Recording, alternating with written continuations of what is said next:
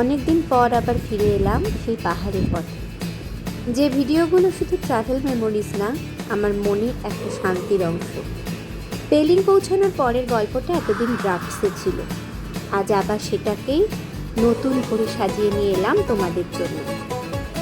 আমরা যখন পেলিংয়ে পৌঁছালাম, ওখানে ওয়েদার একেবারে মেঘলা, মাঝে মাঝে বৃষ্টিও হচ্ছিল। তো ভিউ হোটেল নেওয়া সত্ত্বেও আমরা কাঞ্চনজঙ্ঘা দেখতে পাইনি। মন খারাপ নিয়ে প্রথম দিনের রাতটা পার করে নেক্সট দিন আমরা বেরোলাম পেলিংয়ে সাইট সিইং করতে। একদম প্রথমে পৌঁছে গেলাম রিম্বি রিভার, রিম্বি ফলস আর রিম্বির অরেঞ্জ গার্ডেন দেখতে। যেহেতু ব্রেকফাস্ট করে বেরোয়নি, তাই ওখানে পৌঁছে আগে একটু ব্রেকফাস্ট করে নিলাম আমরা। তার রিম্বি গেলাম আমরা নদীতে। পাহাড়ের কোলে লুকিয়ে থাকা এক টুকরো শান্তি। চারিদিকে শুধু সবুজ আর সবুজ পাহাড়, আর নিচ দিয়ে বয়ে চলেছে খরস্রোতা নদী রিম্বি। গাছে গাছে তখনও ছোট ছোট কমলা লেবু দেখতে পাচ্ছিলাম আমরা, আর অসম্ভব সুন্দর সুন্দর পাহাড়ি ফুল চারিদিকে ছড়িয়ে রয়েছে। কি অপূর্ব সিনিক বিউটি, সে বলে বোঝানো যাবে না। যে দেখবে শুধু সেই উপভোগ করতে পারবে। প্রকৃতির এত সুন্দর রূপের মাঝে দাঁড়িয়ে মনে হচ্ছিল সময়টা এখানেই থেমে যাক, আমি এখানেই সারা জীবনের জন্য যেন থমকে দাঁড়িয়ে শুধু এই সৌন্দর্যকে উপভোগ করি। আর ডোডাই প্রথম পাহাড় দেখে যে কত খুশি হয়েছে, ভিডিওর প্রত্যেকটা পার্টে সেটা ভীষণ ভালোভাবে সবাই উপলব্ধি করতে পারবে। আমার ছোট্ট ছেলেটা যে এত আনন্দ করবে আমি একবারও ভাবিনি। একটু ভয়েই ছিলাম, ওর প্রথমবারে পাহাড়ে যাওয়া, অতটা উঁচুতে ওঠা, কী করবে, কী রকমভাবে নেবে, কিন্তু না, আমার সব ভয় একদম মুছে গেছে। ও ভীষণ ভীষণ আনন্দ পেয়েছে।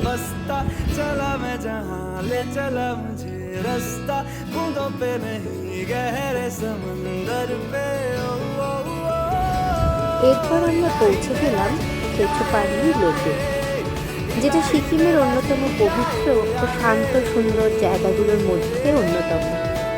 চারিদিকে ঘন জঙ্গল আর পাহাড়ে ঘেরা এই লেকটার সৌন্দর্য সত্যিই ভাষায় প্রকাশ করা কঠিন।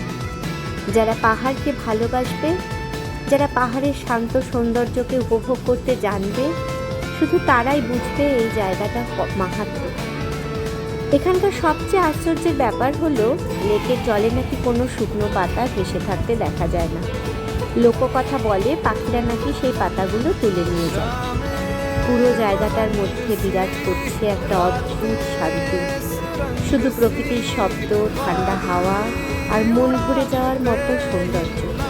সত্যি বলতে কেচোপানি লেক শুধু একটা টুরিস্ট স্পট না, এটা একটা অনুভূতি। আর সেই অনুভূতি একমাত্র পাহাড় প্রেমীদের কাছেই সব থেকে আনন্দের হবে, তারাই বুঝতে পারবে। এখানে গিয়েও যার পরনায় ডোডাই খুব খুশি হয়েছে। এত বড় জায়গা যেখানে ও মনের আনন্দে দৌড়াতে পেরেছে, চারিদিক দেখতে পেরেছে, উপলব্ধি করতে পেরেছে।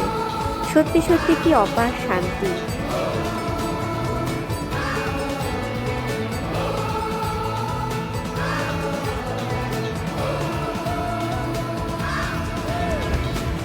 প্রেয়ার হুইলগুলো একটু ঘুরিয়ে মনের কথা বলে নিলাম। ভগবান তো সব সমান, শুধু মন থেকে ডাকাটাই আমার মনে হয় আসল। চারিদিকটা কি সুন্দর, কি শান্ত। তবে লেকটা আমি এর আগে ছোটোবেলায় যখন গেছিলাম যেমন দেখেছিলাম, তার থেকে এখন যেন একটু অন্যরকম হয়ে গেছে। আসলে কি, বছর ঘুরতে ঘুরতে মানুষের যেমন পরিবর্তন হয়, মানুষের সাথে সাথে তো প্রকৃতিরও পরিবর্তন হয়, তাই হয়তো চিনতে পারছি না। তবে যা দেখলাম তা আমার পক্ষে শুধু এভাবে বর্ণনা করাটা হয়তো ক্ষমতায় কুলোবে না। নিজের চোখে না দেখলে, না উপলব্ধি করলে বোঝাই যাবে না এই জায়গার সৌন্দর্য।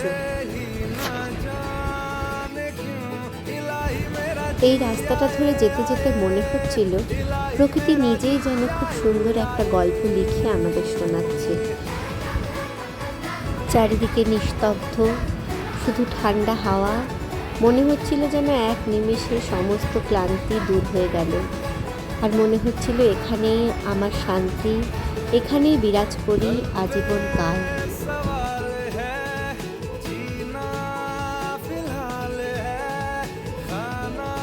খেচোপাল্টি লেকের শান্ত সৌন্দর্য মনে ভরে নিয়ে আমরা আবার বেরিয়ে পড়লাম সাইট সিইংয়ের পথে।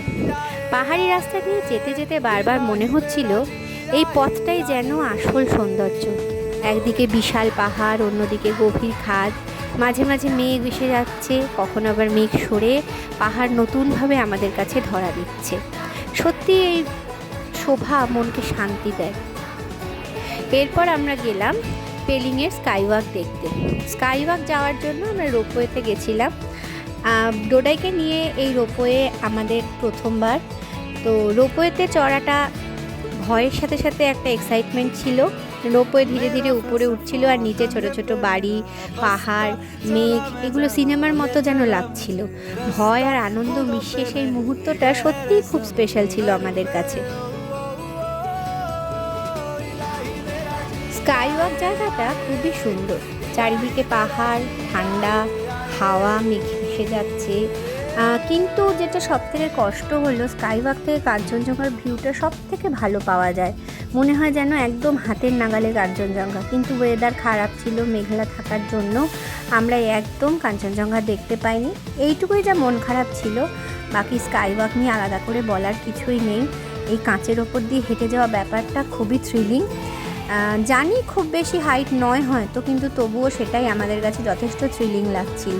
আর ডোডাই এখানে ভীষণ ভীষণ আনন্দ করেছে। ওকে দেখে আমাদের সমস্ত দুঃখ সব কিছু আমরা একবারে ভুলে গেছি। এরকমই নির্ভীক হয়। স্কাইওয়াকে হাঁটতে গিয়ে আমার রীতিমতো ভয় লাগছিল। সেখানে ডোডাই গোটা স্কাইওয়াক জুড়ে দৌড়চ্ছিল, হামা দিচ্ছিল, কী না করছিল। ওর বিন্দুমাত্র ভয় লাগছিল না।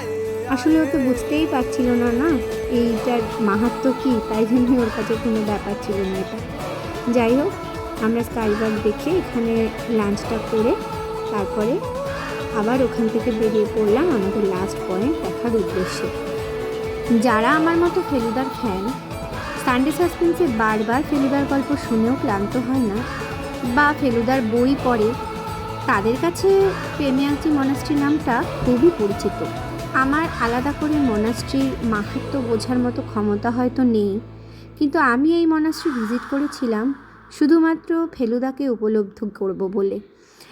ওখানে গিয়ে আমার মনে হয়েছিল ফেলুদাও তো এখানে এসেছিল, ফেলুদার গল্পেও এই মনাস্ট্রির নাম ছিল। শুধু এই ফিলিংসটা নেওয়ার জন্যই আমি এখানে গেছি। সেদিনের এটাই ছিল আমাদের লাস্ট আইটিনারি। এরপর আমরা পেলিংয়ের হোটেলে ফিরে গেলাম।